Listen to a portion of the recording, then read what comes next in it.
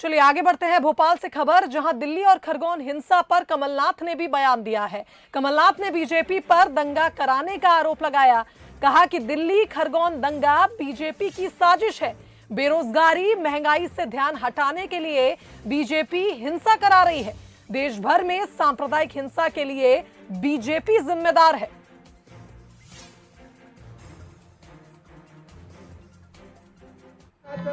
हाँ, ओबीसी का हम सम्मेलन कर रहे हैं, हम तो करते रहते हैं, हर समाज का करते हैं। ओबीसी का बड़ा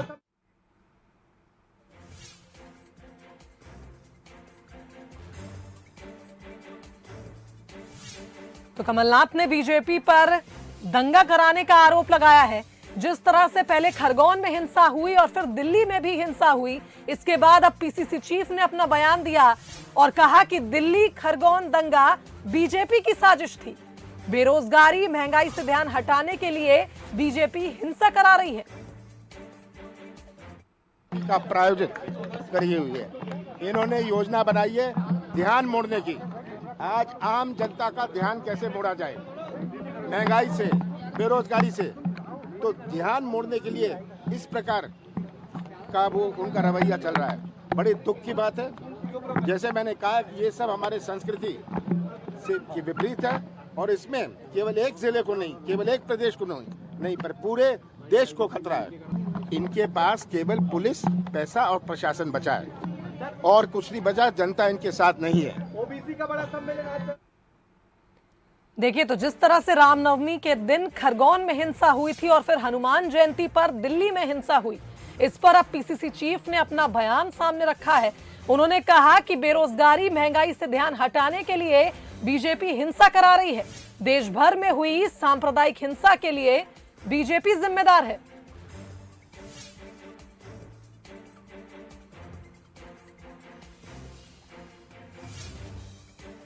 तो मंत्री भूपेंद्र सिंह से खास बातचीत की है एग्जीक्यूटिव एडिटर मनोज सैनी ने। आइए आपको सुनाते हैं। बड़ा आरोप लगाया, उन्होंने कहा कि भारतीय जनता पार्टी दंगे कराकर चुनाव जीतना चाहती है, चुनाव की तैयारियां कर रही, इसलिए मध्य प्रदेश में ये सब हो रहा है।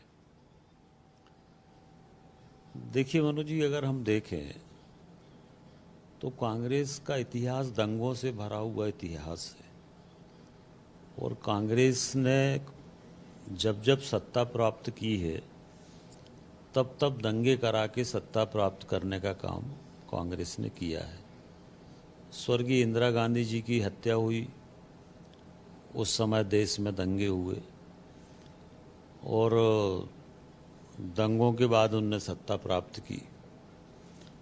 इसके बाद स्वर्गीय राजीव गांधी जी की हत्या हुई,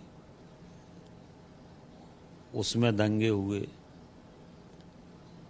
और भी अनेक समय पर कांग्रेस ने दंगे कराने का काम देश के अंदर किया है। कांग्रेस का जो इतिहास है वो पूरा दंगों से भरा हुआ इतिहास है।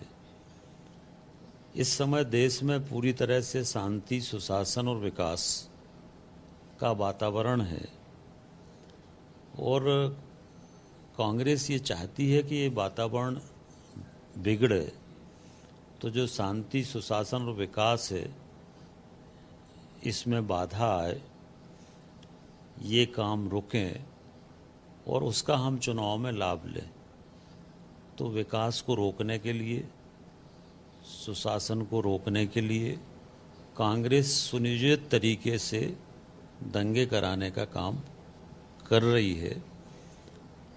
पिछले दिनों में हम देखें तो एक पूर्व नियोजित और प्लानिंग के साथ दंगे हो रहे हैं। दिल्ली के मामले में भी ये बात सामने आई है, खरगोन के मामले में भी ये बात सामने आई है। तो जहाँ पर भाजपा शासित राज्य हैं, विशेष रूप से वहाँ पर कांग्रेस एक योजना बनाकर दंगे कराने का काम कर रही है।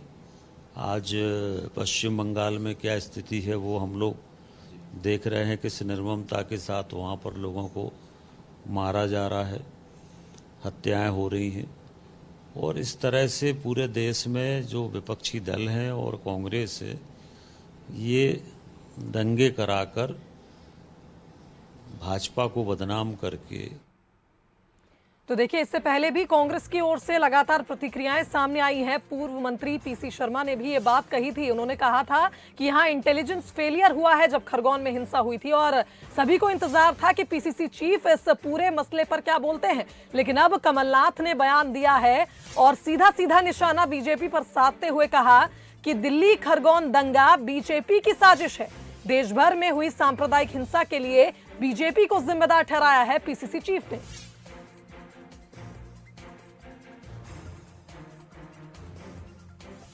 चलिए, इस खबर पर हमारे साथ संवाददाता सूरज लाइव जुड़ गए, उनका रुख कर लेते हैं। सूरज, हम देख पा रहे थे जिस तरह से लगातार वार पलटवार जारी था, हिंसा हुई पहले खरगोन में और अब दिल्ली में। ऐसे में आप पीसीसी चीफ के बयान का सभी इंतजार कर रहे थे। बयान तो सामने आया है, लेकिन बीजेपी पर साजिश का आरोप लगा दिया है पीसीसी चीफ ने। देखिए, बिल्कुल जिस तरीके से खरगोन में हिंसक घटना हुई, इसके बाद लगातार राजनीतिक आरोप प्रत्यारोप का दौर जारी रहा।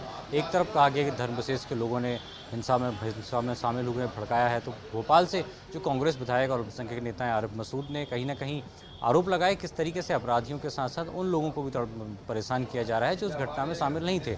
और आज प्रदेश अध्यक्ष कमलनाथ ने भी बीजेपी पर आरोप लगाया है कि जिस तरीके से देश प्रदेश में महंगाई बढ़ रही है, कहीं ना कहीं इन मुद्दों से भटकाने के लिए भारतीय जनता पार्टी की सरकारों ने पैसा, पावर और प्रशासन का उपयोग कर इस तरीके की घटनाओं को अंजाम दिया है। नहीं कह सकते हैं कि जो हिंसा हुई है उसमें बीजेपी का हाथ है, बीजेपी सरकार ही हिंसा करा रही है ताकि लोगों का जो ध्यान है वो बढ़ती महंगाई, खासतौर से डीजल, पेट्रोल, गैस, दाल, तेल के दाम बढ़ रहे हैं, लेकिन सरकार नहीं चाहती कि इन मुद्दों पर कोई चर्चा हो, बल्कि सांप्रदायिकता दंगे कराकर कहीं ना कहीं जो एक मोड़ है महंगाई को वो दिया जा रहा है।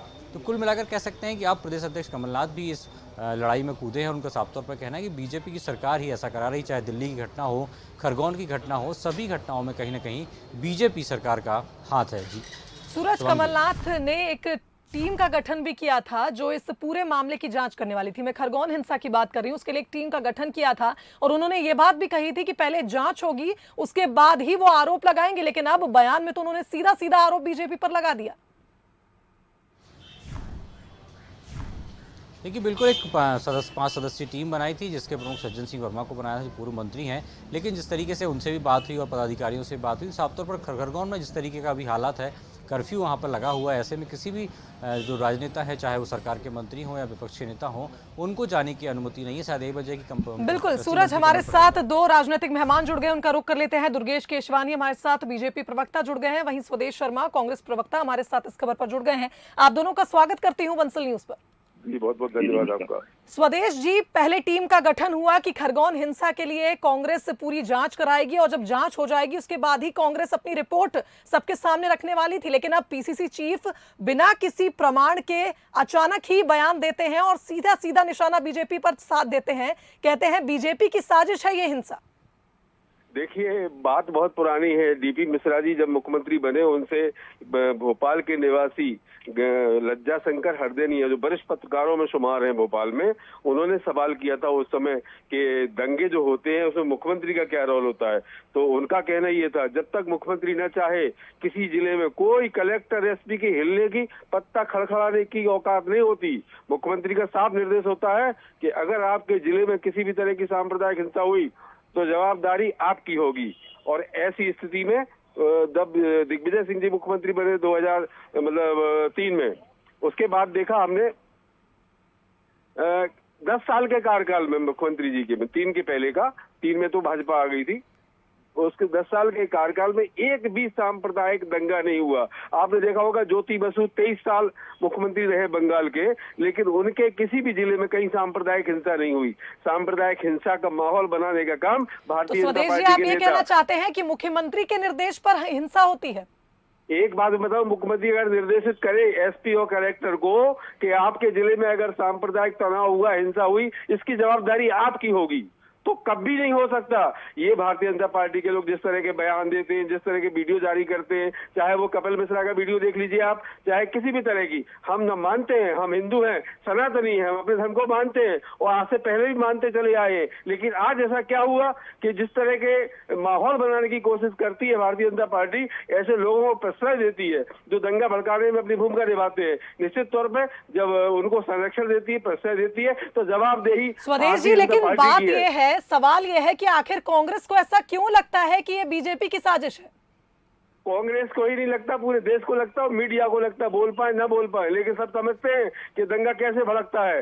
विपक्ष के लोग क्या कर सकते हैं दंगा भड़काने में? ये कांग्रेस के कुछ लोगों ने कहा कांग्रेस। चलिए ठीक है, इसका जवाब आप दुर्गेश जी देंगे। जी दुर्गेश जी, आप अपना पक्ष रखें।